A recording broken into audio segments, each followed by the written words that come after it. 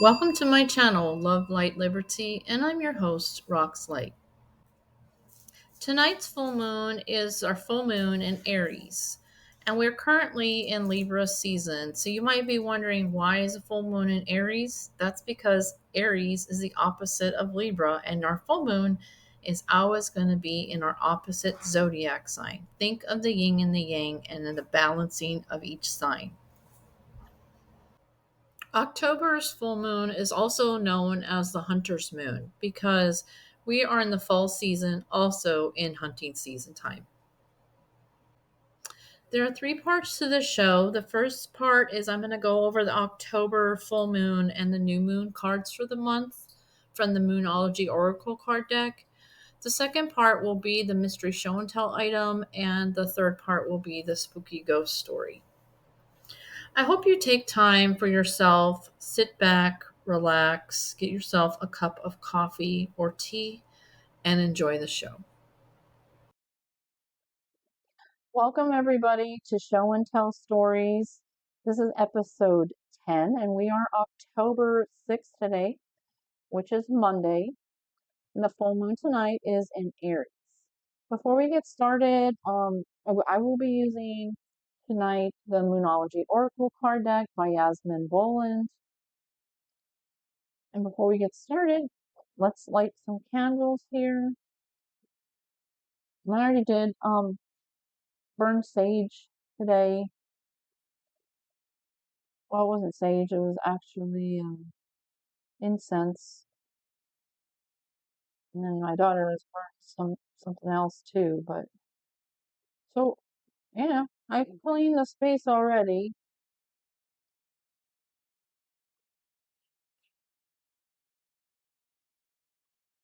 Okay, just hang on.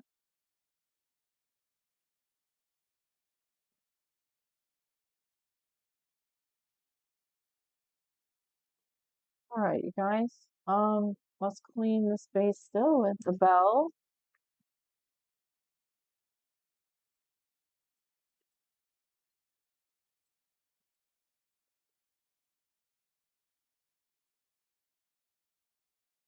So the full moon tonight's gonna start a little bit later, around 11:48 p.m. So it's gonna kind of go into the 7th as well. So I found like online there was like some conflicting information saying it was the 6th, and some sites said it was the 7th, and I was confused myself.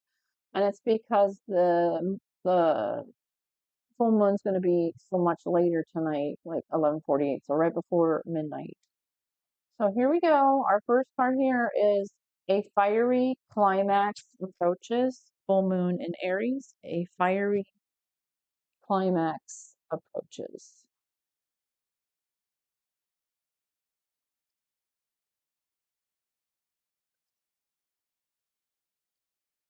So we know Aries is a fire sign, so it makes sense to say a fiery climax. And of course, the full moon brings out more and heightened emotions and stuff during this time.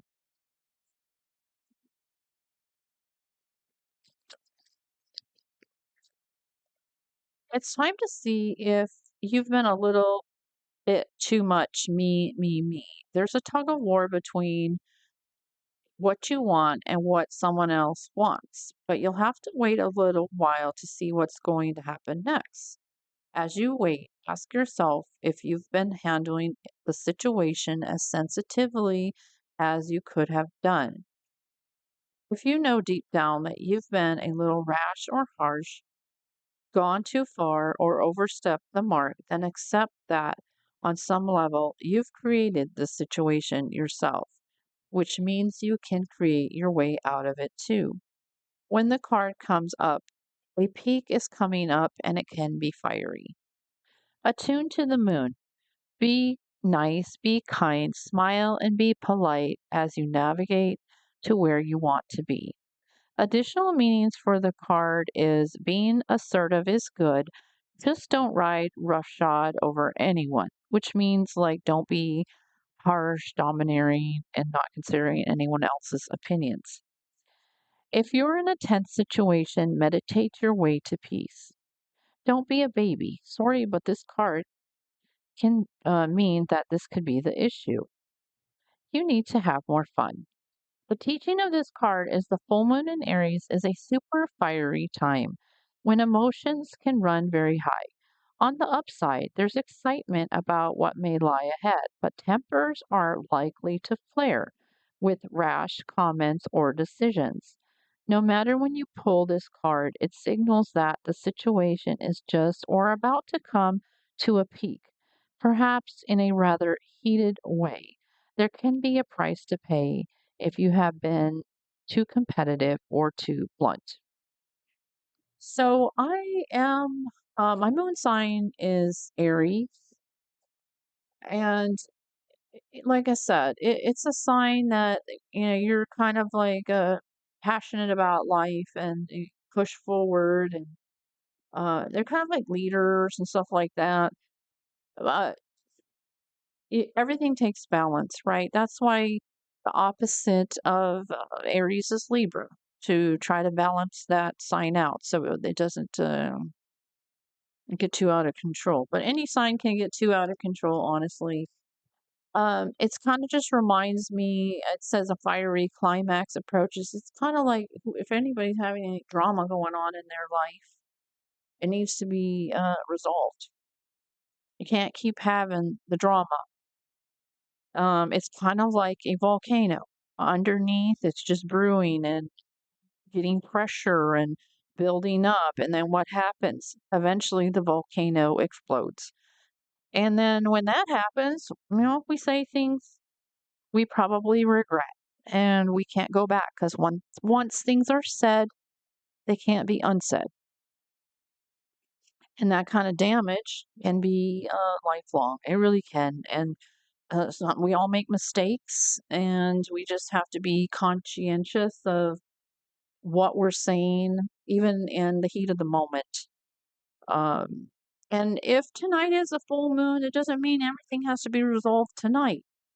Maybe you need to think about how you're going to resolve it, but it doesn't mean like, oh, I need to resolve this tonight. It's the full moon. It says that, fiery climaxes approaches. So I'm just saying, what do they say? Think before you act.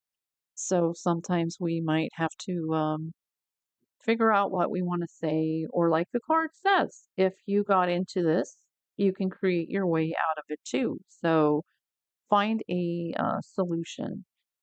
The other day, I heard the spirit say the word truce. Like somebody needs to come to a truce. And maybe that's what's going on. Somebody needs to make peace, come to an agreement or a truce, or and move forward from that point. You know, that's all I have to say on that. Like I said, I'm an Aries. I can relate to this feeling fiery about things, and like it said on here, there's excitement about um this sign. Like I said, but we don't want to say the wrong things or do the wrong things without thinking about others and their opinions on it too. All right, let's move forward. We are still in Libra season, by the way, until October 22nd. So coming up at the end of the month will be our new moon. So hang on. We'll start the new moon card now.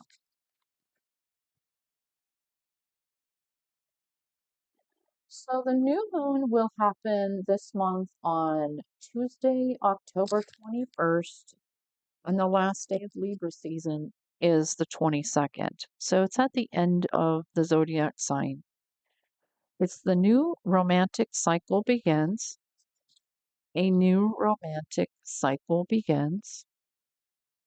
And there we have the Libra scales that balances everything out. So if something's out of balance, this is the time where it's going to all kind of fall more into place.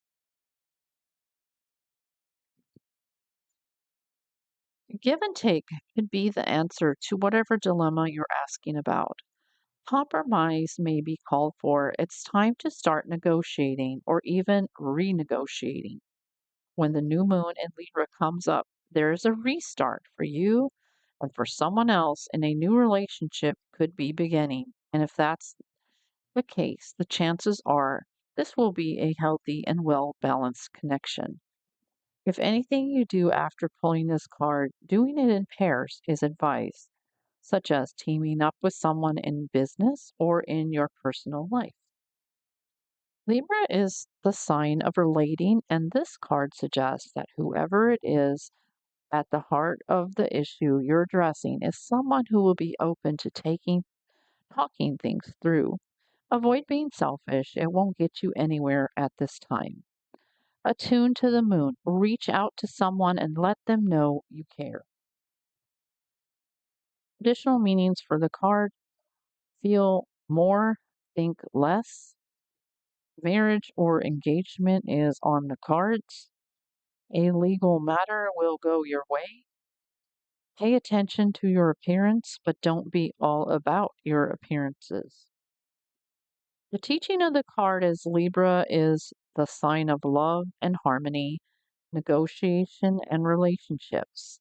It is harmonious, kind, and luxurious, and always aiming for balance. So, when we have the new moon in Libra, or at any time you draw this card, there's a restart possible for anything and everything connected to partnerships, negotiations, appearances, and justice. Remember that Libra is depicted by the set of scales. Energy wants to bring things back into equilibrium.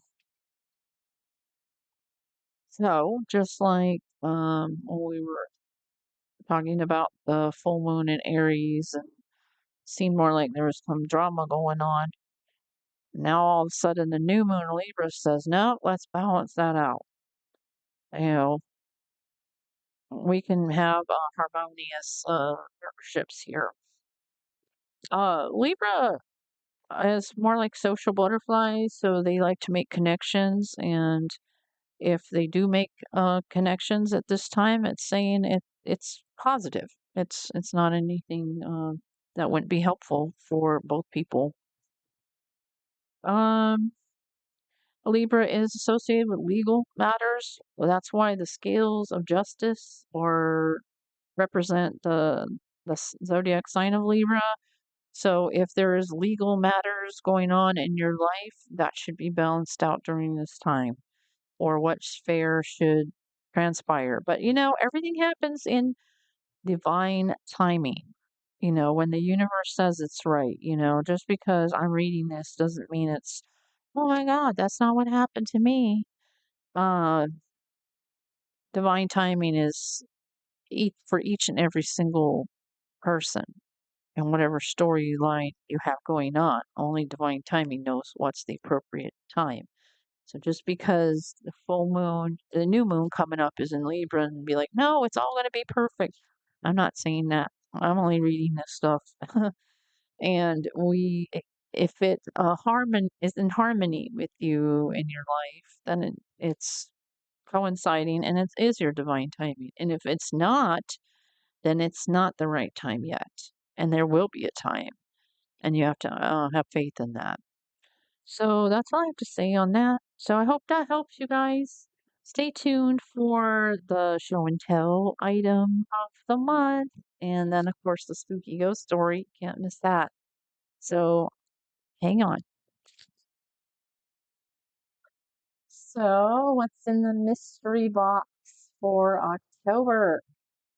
Well, last month I kind of was going on the theme of nature and fall, and we had some leaves on some kind of autumn looking things here on my desk as a theme. And as I was walking outside, I was kind of looking at, and I got you guys, I like stones, but I kind of was thinking, I want to kind of put on my desk a stones that I can stack. And I started thinking about that. And I started picking up stones that I could stack. And then um, I thought, well, I kind of want to stack them so high. And then I started thinking about what if I can just get like 7 stones that represent like our 7 chakras. And then I thought further than that, I was like, what if I paint the stones? Because of course that one month I had the I showed you my alien stone that's painted. And so I don't know, my idea just got to be more and more. So think of this as my Lego set right now. I'm going to put together, and then I'll talk about it here. So there's 7 stones in here.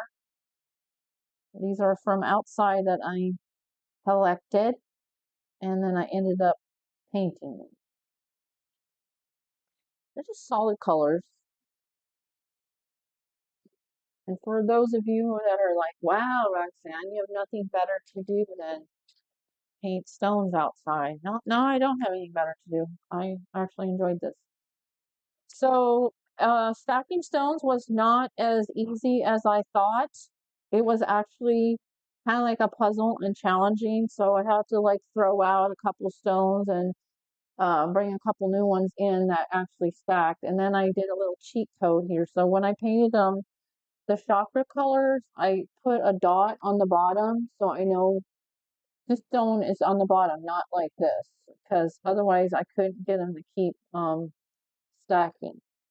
So we're going to start with this one's the bottom one. The base one has to be pretty much the biggest stone of all because that's going to hold your pile up, like a solid foundation, which makes sense because the red stone is our root chakra. So the root chakra is the base of our spine, and that one is like the grounding and feeling safe, secure, our basic survival instinct. So if we don't have a solid root chakra, everything else above is out of balance. So we have to start with a very solid foundation. So this one is our root chakra, right? So our next one is the orange one. And this one represents our sacral chakra, which is going to be our lower abdomen. Like if I have to do this twice to put this together, or I'm gonna put it together until you guys finally see it actually does stack up. I thought about um super gluing or gluing it together somehow, and I thought, well, then they're not gonna believe me that I did this. They're gonna just say, no, you bought that or you glued that together yourself. But I'm like, no, I'm just for right now. I'm going to have them where I can stack and then I'm going to use it just as a like best decor. And also the reason why I did this because a lot of us are visual learners and not just, oh, let's just talk about it. Well, not everybody learns that way. So I just thought this was kind of a fun way for those of you that are visual learners. And I enjoyed painting these and I learned that painting stones, you have to do several layers because um, you just kind of have to get the paint on kind of thick. But okay, next stone is going to be this one, the yellow. I had to kind of tweak the colors a little bit because all my paints were like these neon ugly colors, and I kind of wanted to mute them down a little bit. And it kind of ended up being like originally like this ugly mustard yellow. Like you can still see it underneath that where it's coming through there. Anyway, here's the bottom where I put the dot. So hopefully, all right. So that one is our solar plexus. So that one's going to be in our upper abdomen, basically around our belly button area. Okay. And that one is going to be, did I even tell you what this one was? I feel like I didn't. So this one is, I'm a little sorry. So this one is, like I said, this is the root and this is sacral. Sacral is located in our lower abdomen underneath your belly button. And that one is going to be your emotions, creativity, sexuality, and pleasure. Okay. So this one, the solar plexus, again, above like a belly, around the belly button area. And solar plexus is going to be your personal power, your confidence, and mental clarity. All right, our next one is going to be, let's see, it's going to be, the other one's going to be, this is the kind of green. I kind of muted the colors. I just didn't want super bright colors. So this is green for our heart chakra. Here's the gold on the bottom. So I know I'm gonna put the rock this way so they stick together. Okay. So our heart chakra, of course, is going to be in the center of our chest, and it's going to be about love, compassion, and our emotional connections. Okay. Our next one is going to be our throat chakra, which is going to be like this color. It's kind of a blue, but it's like a teal blue. And here's the gold on the bottom, so I know it's going to sit. Hopefully, I can get this where, okay. Throat chakra has to do with our communication and our truth and our self-expression, how we express ourselves verbally. Okay. So our next one, of course, is going to get more challenging the higher we go here. This one's going to be our third eye. This is more of like a royal blue. And this one is located between our eyebrows. Not in the middle of our forehead, but between our eyebrows is our third eye. So the third eye is representing our intuition, our insight, and spiritual awareness. Okay. So here's the dot on the bottom. So this is going to go down. Okay. This is the challenging one to get on the top because it's a circle. Okay. So this very top one is our seventh one, chakra, and it's purple. I don't know if you can see it as purple, but anyway, um, this is our crown chakra. So think of the crown on the top of the head, like when a king or queen puts a crown on. It's crown chakra. So that one represents our spiritual enlightenment, like our higher power, and tapping into the universe and to the divine, okay? And having wisdom, being a wise old owl. So I put the dot right there. Okay, I don't know. Okay, I did it. So I balanced the chakra. And so that's the other cool thing when you do, I'm going to call this my spiritual art. So when you do spiritual things, you get like inspiration as you go and you like make connections. And I thought, well, we talk about people talk about being our chakras being balanced and just balancing these stones was a challenge. Like I said, I had to get rid of a few and restart because nothing was working out and they kept falling down. And I also had to learn patience and I had to learn how to put them together correctly. And so it was kind of a fun little project to do. So I enjoyed that, and I hope you guys think that's cool. I don't know. So I think for my desk decor here, I will see he wants to come off. I probably will hot hot glue it together. Oh, hang on a second. I'm gonna try to put it back on. Trying to hold the microphone and do this at the same time so you can hear me because I feel like I don't have the microphone like right underneath my mouth. No one can hear me.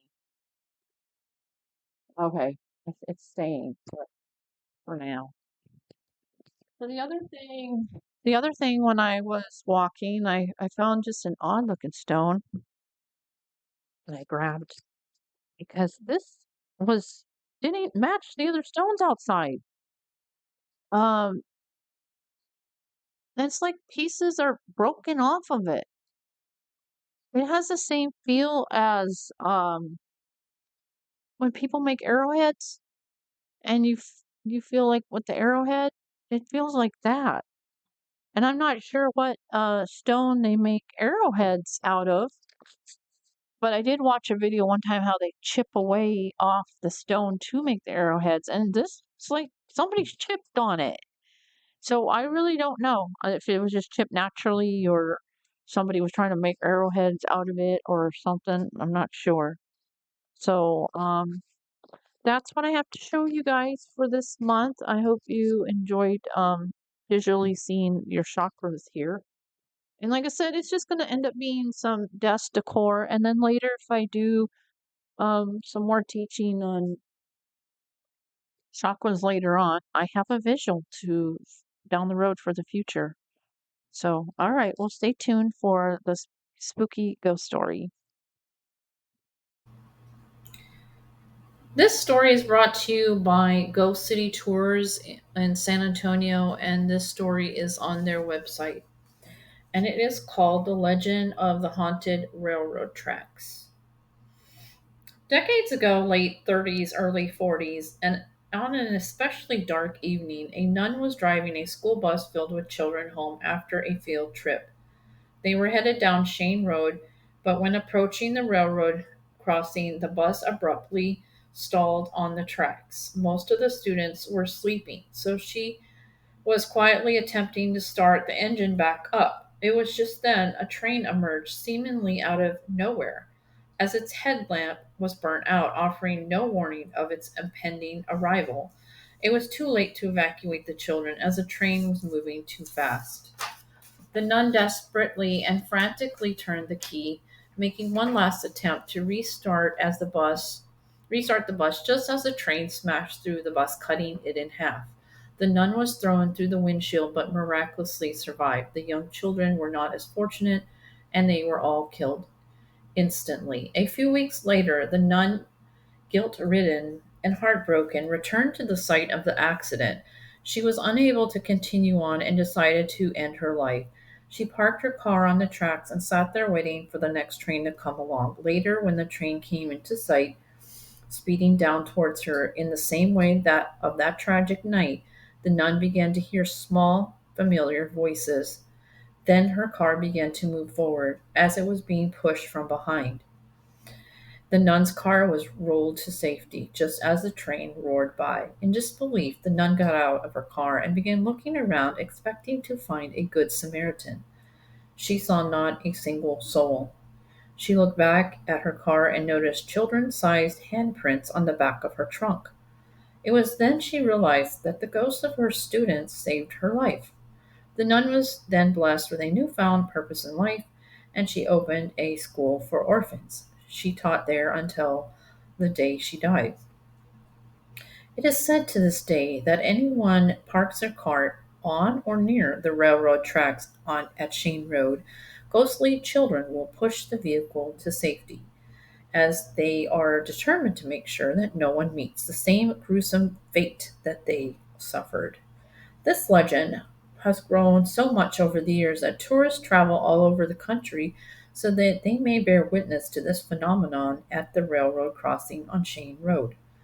Some say sprinkle baby powder at the back end of their car so they can easily spot the handprints after the vehicle is pushed off the tracks, just as the nun's car was so many years earlier. So the baby powder experiences at the railroad tracks. While there are many skeptics of this occurrence, one person who tested the legend was Brenda Pacheco. I put my car in neutral, I took my foot off the pedals, and the car moved. It moved quickly towards the tracks and up over the bump and down the other side, well out of harm's way. Pachenko also did the baby powder test. I was so excited I got out to check the back of my car and there were tiny handprints, plain and clear and so tiny. The prints were so perfect you could see the lines of the palms and the swirls of the fingerprints. Another person's encounter at the railroad tracks I know may dispute the legend of the railroad ghost tracks. However, I was witness to one very indisputable event there in my late teens, early 20s. She goes to recall her experience. I went over to my convertible and I had a new parakeet in the car. The bird had been chirping happily until we staged the vehicle for the tracks. Then suddenly her chirping was completely silenced. It wasn't until we left the area that the bird began to chirp again. Curious by the bird's reaction, she decided to try the baby powder legend out for herself. I used the baby powder on the car. I had multiple small handprints, but these handprints did not belong to me. I have no children anywhere around my car previously, and I'm extremely meticulous about the appearance of my car. She points out when one washes their car with dish soap, oils from the hands are removed so no prints will remain. Other ghost stories at the railroad tracks. Many locals have made claims that say they can hear the rumbling sound of the train nearing, the steam whistle howling, and the screeching of wheels as if the train is grinding to a halt. But nothing ever appears, nothing there except for the haunting chill of the night. A popular story locals tell you occurred not long after the horrific crash. It involves a woman who was driving down Shane Road. As she approached the railroad crossing, she saw a little girl standing all alone on the side of the road. She immediately stopped, pulled over, and offered the girl a ride home. Once they arrived at the girl's house, the child was hesitant to leave the vehicle and head inside. The woman assumed that the girl must have ran away from home after a fight. So she told the girl that she would speak to her mother. When the woman got out of the car, she looked back to give the girl a reassuring smile, but she had vanished. The woman quickly reopened the car door, but no one was there. However, the seatbelt was still fastened.